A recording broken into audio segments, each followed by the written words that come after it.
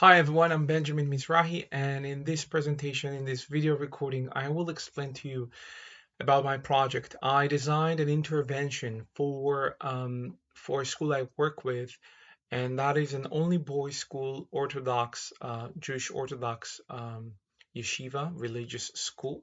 It's here in Florida, located in Hollywood, and it's pretty new school. So they have two programs, two curricula. One that is Judaic studies, ran by or taught by rabbis, community rabbis who are experts in Jewish texts, right? So we can think about them as subject specialists. And we also have the secular studies teachers who are well-trained, experienced classroom teachers.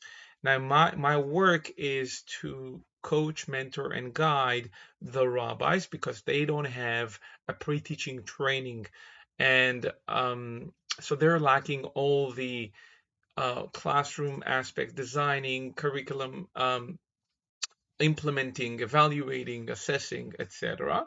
So I help them with that. So this course is very relevant to my work and especially this project. So I actually shared based on what we learned in this course.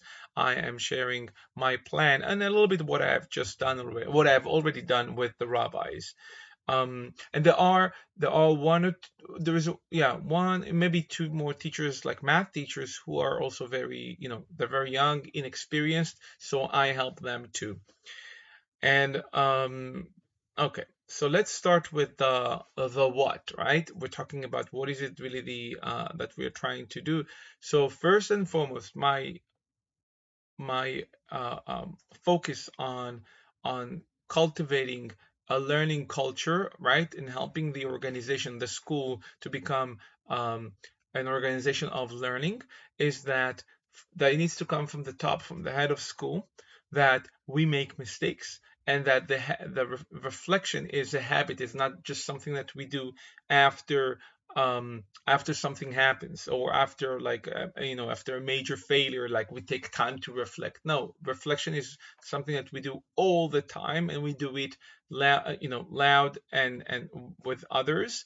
And that is, so we need to create an environment that is conducive for that is free of judgment and criticism. There is accountability, but it doesn't have to come with criticism and judgment. So what I have done for the first month of school is that I asked permission to visit the rabbis in their classes, and I did so. And then after I got there, okay, I came and I made sure to come every day so they will get used to having someone in their classrooms. So it's not just like, it doesn't feel like you're being observed. And I said that I really focus on understanding their styles, their how they teach, in terms of their interaction with the students, and also to get a sense of like where they would want to grow, in what areas, and their strength.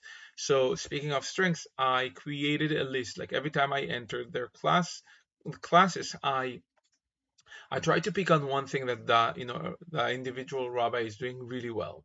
So after a few weeks, I think 2 or 3 weeks, when we had another faculty meeting, I shared with them that over the past 2 or 3 weeks, I have had the merit to visit in your classes, and that I have actually picked on best practices, and I created a list of best practices. So I showed it to them, and they were very happy. They felt that helped diffusing the tension of like, oh, you're observing me, or right, and creating a rapport with them. So that's how I started, and I offer them the one-on-one coaching and scheduling time throughout the week, in addition to visiting the classes.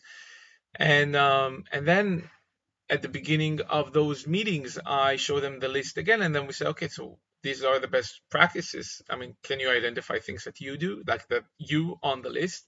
And they did. I did not write the names next to those items, and so I don't even remember who did what.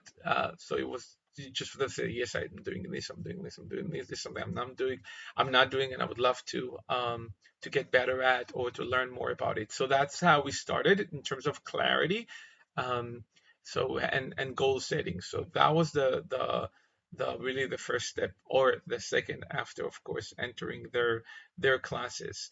So the idea of the best practices really helped me creating rapport and preparing the ground to work with the teachers with on my intervention.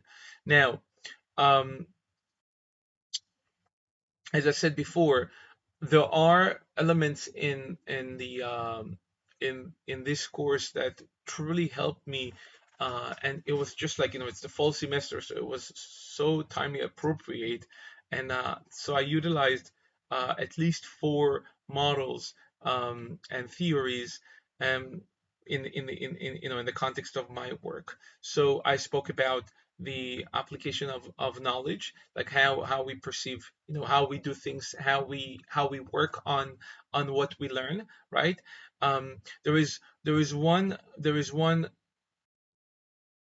So alongside with the work with the rabbis, I also work with the head of school, and there um, I also shared with him the idea of collaborating together with me, and emphasizing the fact that the school needs to know, everyone in the school needs to know the purpose. Everyone need to have a shared purpose of like what are we doing with this at this school? What is this school about? Why is it unique? And why we do it? And I helped him connect the idea of having a shared purpose with the with with the teachers and even with the students to create motivation and accountability. So that is something that was a model that when I read it, I was like, wow, this is very relevant, and I'm going to add it to my intervention. So it has to be practical and very unambiguous.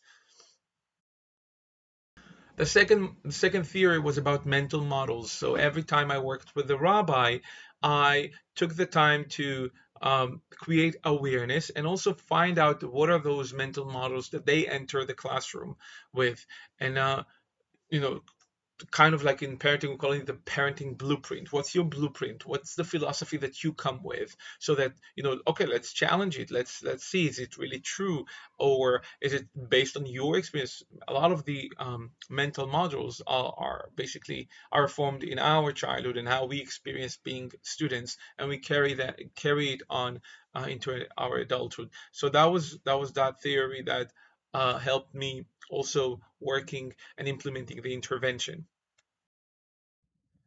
The second theory was about the common misconceptions that in learning, when we learn something as an organization.